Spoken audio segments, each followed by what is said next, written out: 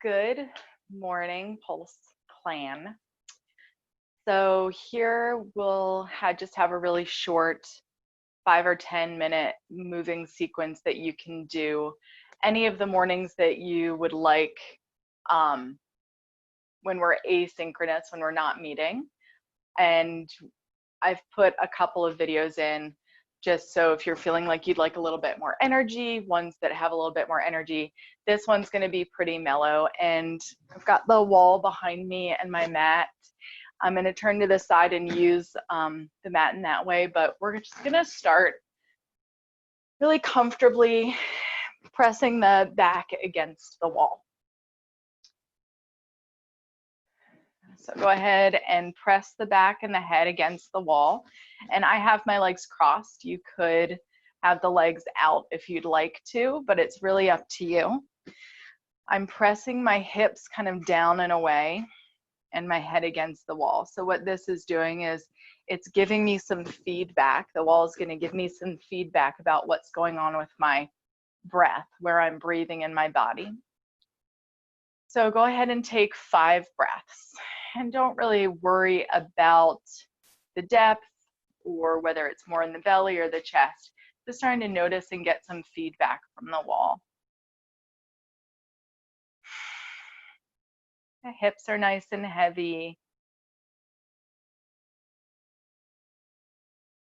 Pressing the back slightly, maybe even the back of the head, depending on how your spine is feeling this morning.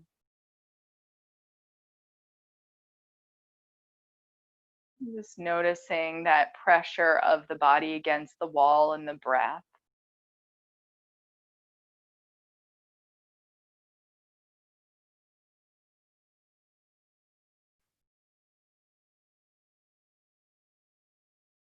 And a last breath just to transition from whatever was going on before into your movement practice.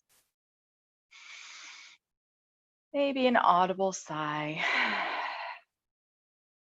And then go ahead and you can move away from the wall as you drop the chin to the chest and rock one ear to one shoulder, chin to chest, second ear to the second shoulder. So you could even imagine that you're drawing a little half moon here with the nose back and forth.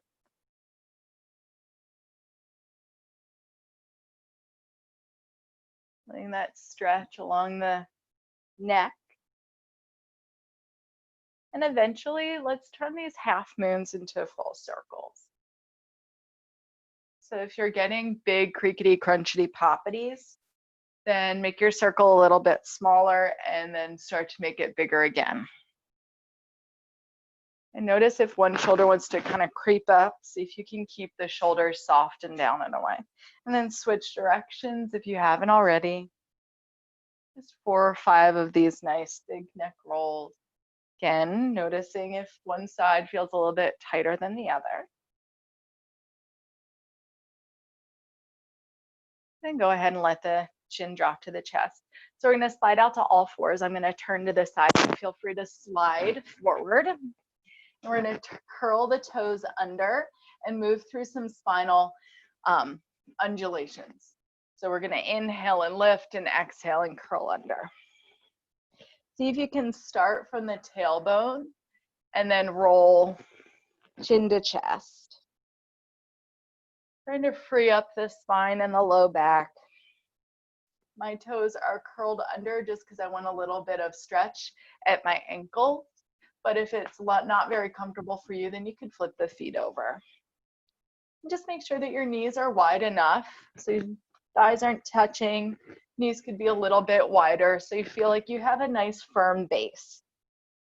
Cat-cowing through the spine.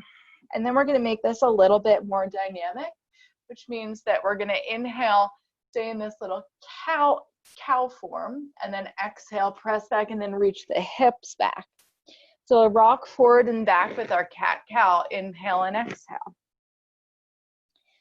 If you'd like to, you could bring the feet together and the knees wide and make it a little bit more dynamic by coming forward and then exhaling and reaching to one side and then coming forward and then reaching to your second side. So you roll through the spine and just notice that I am not dumping into the hips as I come forward. I'm still nice and strong so that I'm not overworking the inner thighs and not compressing in the back. We want the back and the low back to stay nice and long. So maybe 1 or 2 more of those. And then if the feet were together, we're going to take the knees wide, and this is kind of interesting. It's going to work your brain a little bit. You're going to start to draw figure 8s with the pelvis. So think about drawing a figure 8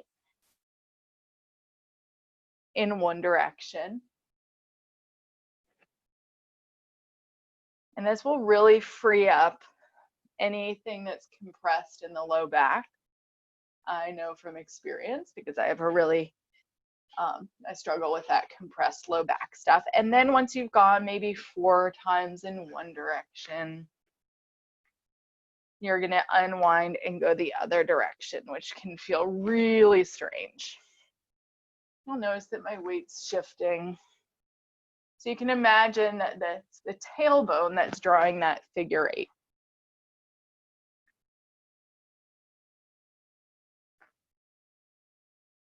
Awesome. And then go ahead and press yourself back so that you're seated on tops of the heels. Again, if that's not comfortable, then you can come back to our cross-legged seat. And we're going to inhale, sweep the arms up and capture one wrist and come off to this side. So I'm not necessarily pulling my arm out of the socket, but I'm encouraging some space from the hip point along the side waist.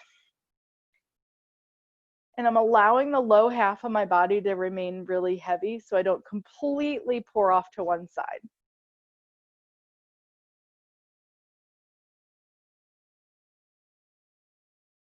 And through center and just switch sides.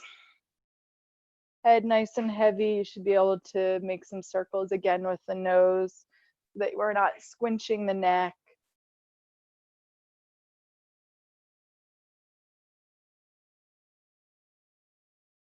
And then back to center. You're going to slide back out to your all fours. And then just step one foot back. So let's start with our right foot. Shift your weight back and forth, getting that nice big stretch all along the hip. We're going to move it forward into a lunge.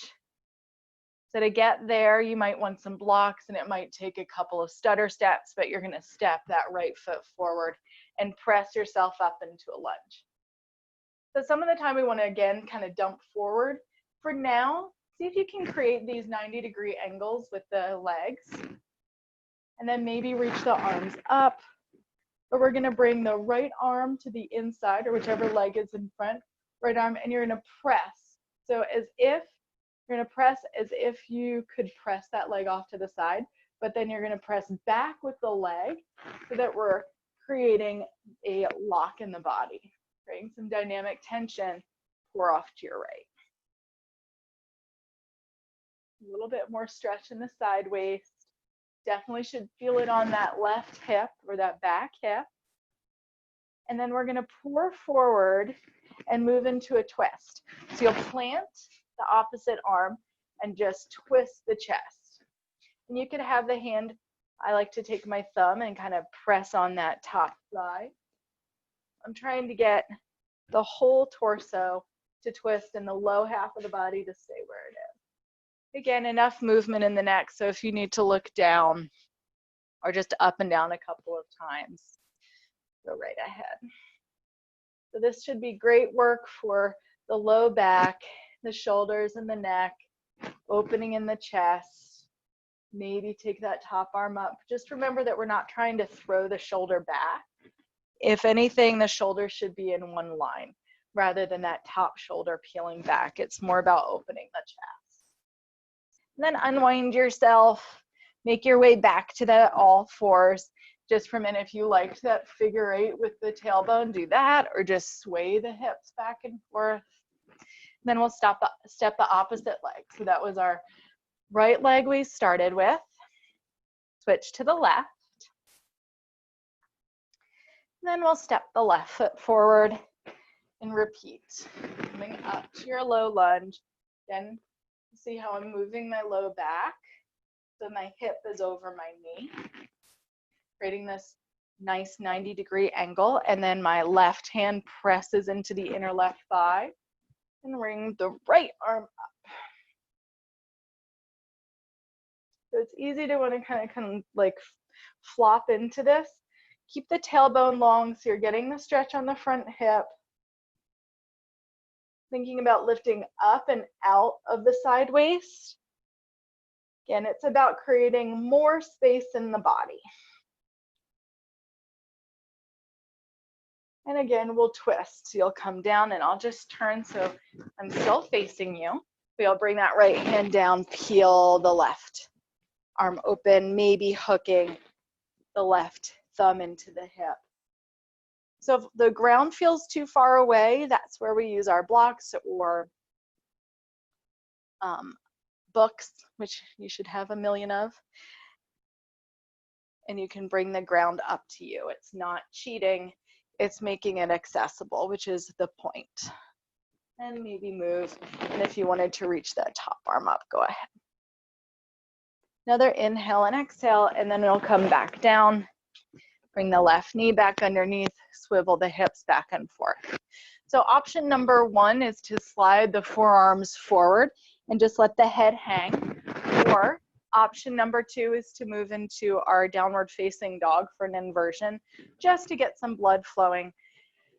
And again, we'll lift the hips. You can have the knees as bent as you'd like, nice heavy head. And of course, as always, my pants want to fall off like everybody's. I like to make that joke. So you're in downward facing dog, I'm fixing my pants. But I like to make the joke that even if my pants cost $90, they're still gonna fall off my body. Okay.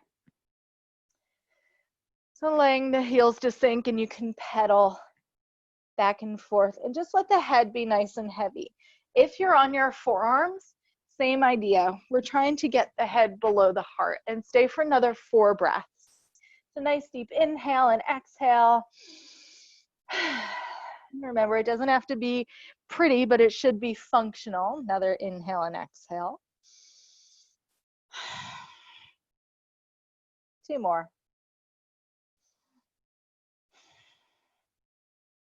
Last one. Go ahead, drop the knees back down. Bring the knees forward. And we'll end back where we began. Just cross the legs. Pressing the back towards the wall, and we'll stay.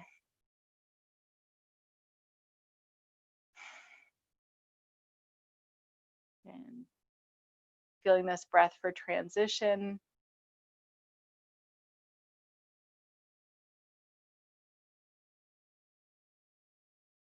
Allowing the body weight to settle down.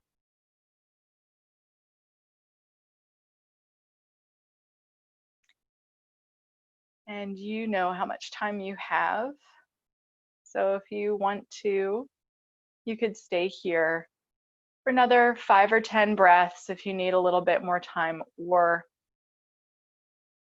I'll leave you here and you can move on to the next thing that you need to do this morning. Thank you. Have an awesome day.